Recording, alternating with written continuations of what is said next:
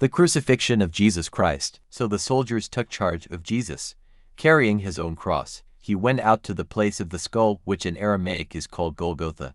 There they crucified him, and with him 2 others, one on each side and Jesus in the middle.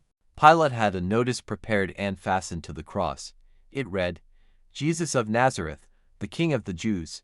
Many of the Jews read this sign, for the place where Jesus was crucified was near the city.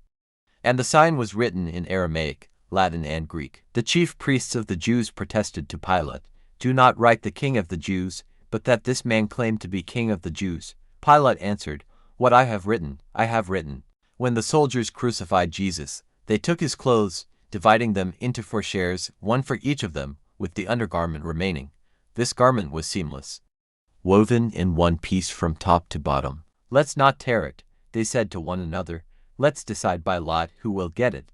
This happened that the scripture might be fulfilled that said, "They divided my clothes among them, and cast lots for my garment." So this is what the soldiers did. Near the cross of Jesus stood his mother's sister, Mary the wife of Clopas, and Mary Magdalene.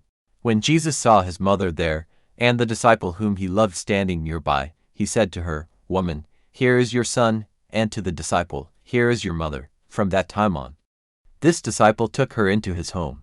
Later, knowing that everything had now been finished, and so that scripture would be fulfilled, Jesus said, "I am thirsty."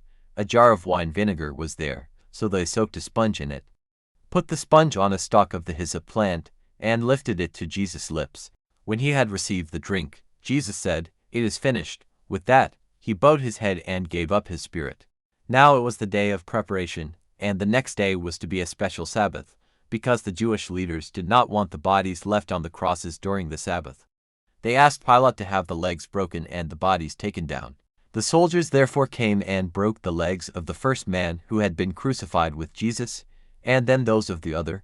But when they came to Jesus and found that he was already dead, they did not break his legs. Instead, one of the soldiers pierced Jesus' side with a spear, bringing a sudden flow of blood and water. The man who saw it has given testimony, and his testimony is true. He knows that he tells the truth, and he testifies so that you also may believe. These things happened so that the scripture would be fulfilled, "Not one of his bones will be broken," and, as another scripture says, "They will look on the one they have pierced."